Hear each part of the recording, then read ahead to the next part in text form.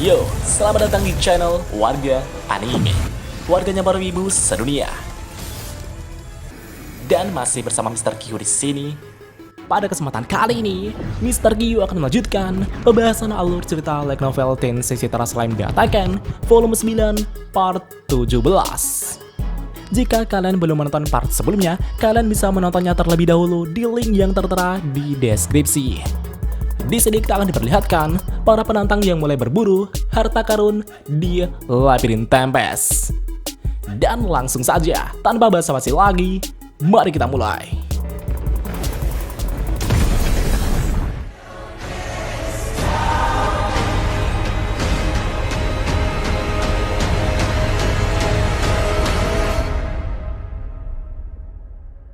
From dust.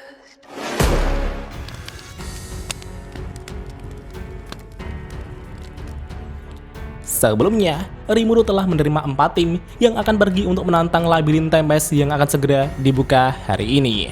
4 tim tersebut terdiri dari party pahlawan Masayuki, party Ellen, party Bason, dan Kai sebagai solo player. Dan setelah para penantang berkumpul, labirin bawah tanah pun akhirnya dibuka. Di satu sisi, Souka kemudian memperkenalkan kameramen yang akan menemani masing-masing tim dalam menjelajahi labirin. Mereka adalah Alpha, Beta, Gamma, dan Delta yang sekaligus juga akan menjadi manajer labirin. Jadi gini pak, mereka berempat sebenarnya adalah saudara perempuan trainee, Treya dan Doris yang dinamai Rimuru. Setelah itu, Souka kemudian akan membicarakan soal pengetahuan umum yang ada di labirin. Souka kemudian memperlihatkan item-item yang akan dijual ketika petualang memasuki labirin. Item tersebut adalah low potion, full potion, gelang kebangkitan, dan peluit kembali. Tapi karena hari ini adalah grand opening labirin, Rimuru sama akan membagikan item-item tersebut secara gratis kepada para penantang hari ini. Dalam pengujian labirin kali ini, para peserta diberikan waktu selama 3 jam untuk menjelajahi labirin. Dan setelah waktu berakhir, para peserta harus menggunakan item peluit untuk kembali. Selama dalam penjelajahan, kami juga menyiapkan peti harta karun yang berisi item-item yang menarik di dalamnya. Setelah menjelaskan pengetahuan umum tersebut, Souka kemudian mulai menjelaskan hal yang cukup penting untuk disimak semuanya. Souka kemudian memperlihatkan sebuah item yang disebut gelang kebangkitan. Souka mengatakan bahwa ini adalah item wajib yang harus dimiliki seseorang yang ingin menantang Labirin Tempest. Gelang kebangkitan memiliki kemampuan yang sangat penting, yaitu dapat membangkitkan seseorang yang terbunuh di dalam labirin. Dan tentunya, semua orang yang mendengar itu pun merasa jika itu adalah hal yang mustahil. Ya, ini benar-benar di luar nalar manusia.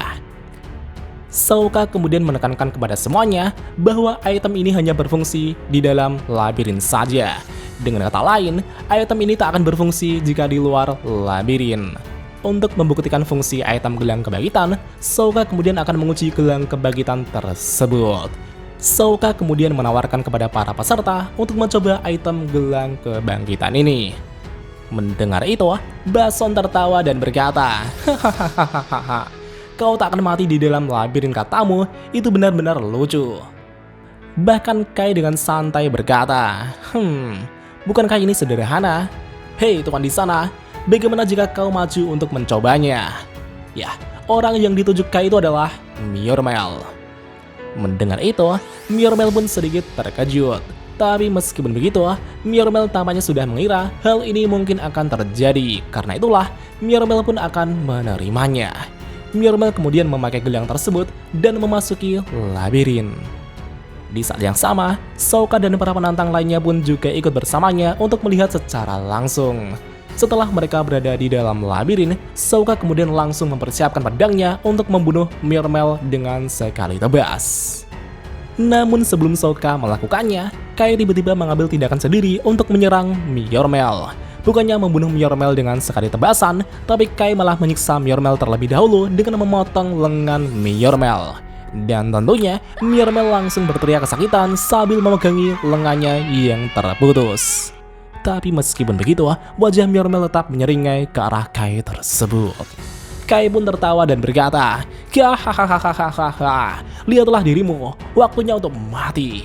Dan pada saat itulah, Kai langsung menebas leher Myormel. Seketika itu juga, tubuh Myormel tiba-tiba berubah menjadi cahaya dan menghilang. Segera setelah itu, Myormel pun muncul kembali ke permukaan labirin dengan kondisi seutuhnya. Myormel berdiri dan berkata, "Lihatlah semuanya, semua anggota tubuhku baik-baik saja seperti semula."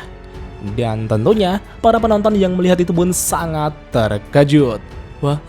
Wah, itu benar-benar keajaiban. Dengan demikian, semua orang pun percaya dengan fungsi gelang kebangkitan tersebut. Segera setelah itu, penjelajahan labirin pun dimulai. Masing-masing tim kemudian langsung melesat di lantai pertama labirin.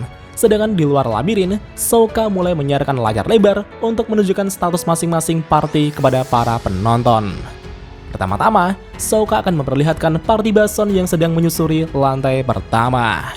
Bukannya membuat catatan atau membuat peta lokasi, yang mereka lakukan hanyalah berjalan santai menyusuri labirin sambil tertawa. Mereka sepertinya telah menganggap remeh labirin Tempest ini.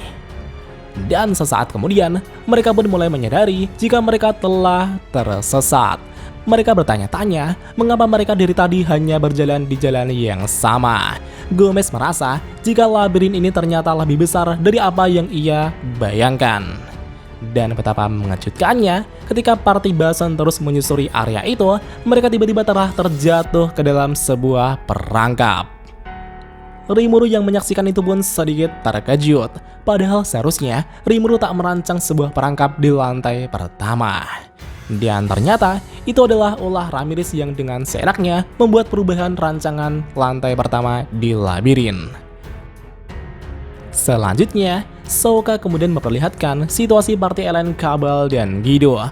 Mereka tampaknya telah menjelajah dengan hati-hati tanpa menginjak perangkap sedikit pun. Bahkan mereka juga telah memetakan dan mencatat informasi yang terdapat di labirin. Rimuru yang melihat mereka pun kagum dengan party mereka. Bahkan mereka bertiga juga sudah menemukan peti harta karun perunggu untuk ketiga kalinya. Sepertinya penjelajahan mereka berjalan terlalu mulus, ucap Rimuru. Di satu sisi, Ramirez tampaknya membuat ekspresi yang mencurigakan. Mengetahui itu, Rimuru pun curiga jika Ramirez telah melakukan sesuatu. Dan benar saja, ternyata sebelumnya, party Ellen telah menyuap Ramirez dengan beberapa kue lezat untuk menggali informasi tentang lantai pertama labirin. Rimuru yang mendengar pengakuan Ramirez itu pun langsung pusing 7 keliling. Di sisi lain, Sokka dan Myormel menyarankan kepada semua penonton bahwa di dalam labirin ini terdapat banyak sekali peti harta karun di dalamnya. Namun meskipun begitu, terdapat banyak sekali jebakan yang bersama peti tersebut. Peti harta karun tampaknya dikategorikan dengan 3 variasi yang berbeda, yaitu peti harta karun perunggu, perak, dan emas. Namun peti emas hanya akan muncul secara eksklusif di ruang bos yang ditemukan di setiap kelipatan 10 lantai labirin. Namun ada kalanya, peti emas juga bisa ditemukan di ruang tersembunyi yang tak terduga. Setelah itu, Sokka kemudian memperlihatkan situasi party pahlawan Masayuki sekarang ini. Dan seperti yang kita tahu, Rimuru sebelumnya telah memberikan bocoran mengenai labirin kepada Masayuki. Tapi karena Ramirez telah banyak membuat perubahan kepada labirin, tentu informasi yang diberikan Rimuru akan menjadi bumerang untuk Masayuki. Dengan kata lain, bocoran yang diberikan Rimuru adalah informasi yang kurang akurat. Namun betapa mengejutkannya, selama kurang dari 30 menit saja, party Masayuki telah memasuki lantai 4 labirin. Seperti namanya, party Masayuki dijuluki sebagai The Shining, kini telah bergerak dengan kecepatan cahaya. Meskipun bocoran informasi yang diberikan Rimuru kurang akurat, Masayuki dapat melewati rintangan itu dengan keberuntungannya yang sungguh gila. Para penonton yang melihat ini pun sangat antusias sekali dan memberikan sorakan kepada Masayuki.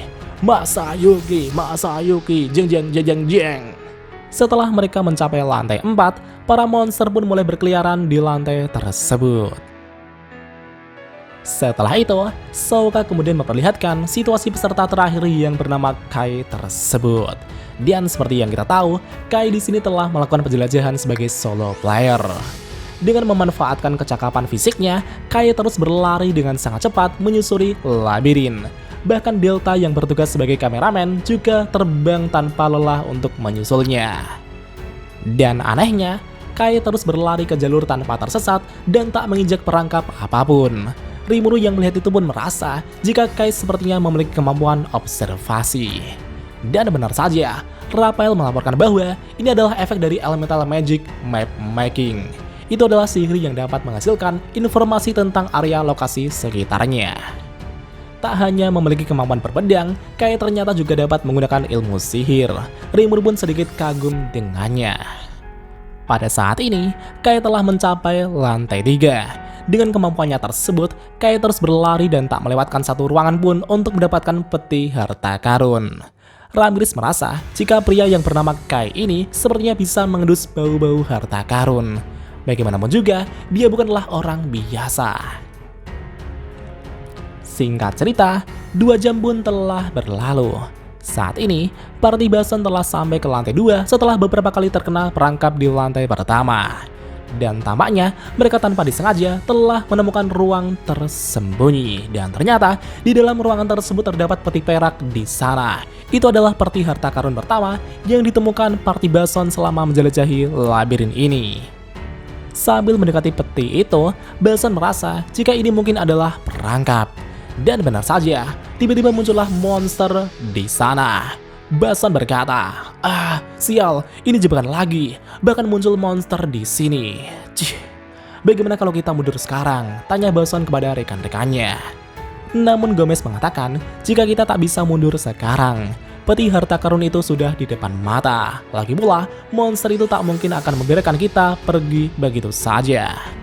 Mendengar pendapat Gomez tersebut, Party Bason pun memutuskan untuk bertarung dengan monster tersebut. Ya, monster di depan mereka tampaknya adalah monster seperti beruang dengan peringkat C yang sangat lemah. Karena Party Bason adalah peringkat B, Rimuru merasa jika Party Bason seharusnya dapat dengan mudah mengatasi monster tersebut. Dan pada saat ini, Bason berniat menjadi umpan agar rekan-rekannya dapat menyerang monster beruang tersebut. Bason dengan kapaknya kemudian maju untuk mengalihkan beruang itu. Di satu sisi, beruang itu juga menyerang dengan cakarnya yang sangat tajam. Namun Bason dapat menahan cakar beruang tersebut dengan perisainya. Sementara di satu sisi, rekan-rekan Bason saat ini telah mengincar mata dan kaki beruang itu. Sedangkan Gomez dari belakang telah meluncurkan mantra sihir Wind Slash untuk menghabisi monster beruang tersebut. Kerjasama tim mereka tampaknya cukup luar biasa. Namun Rimuru yang melihat itu merasa jika mereka terlalu bertele-tele dalam melawan musuh yang jauh lebih lemah dari mereka. Dengan adanya 6 anggota dalam Party Bason, mereka seharusnya tak harus berjuang sedemikian rupa. Bahkan mereka juga menggunakan ramuan penyembuh untuk menyembuhkan luka goresan saja. Setelah Bason bersama partinya berhasil mengalahkan monster itu, mereka kemudian mendekati peti harta karun tersebut. Bason pun bertanya-tanya apa isi di dalam peti perak ini. Dan apakah yang akan terjadi selanjutnya? Mari kita lanjut di part selanjutnya. お前も同じ目に遭うってことでいいんだよな。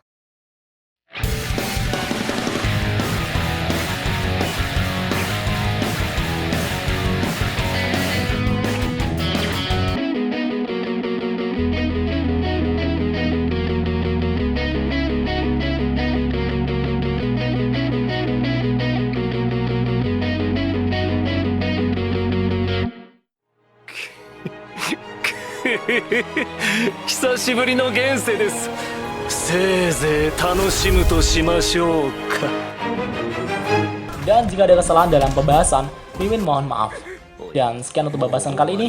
Dan jangan lupa klik like dan subscribe juga ya guys. Tentu saja di Warga Anime.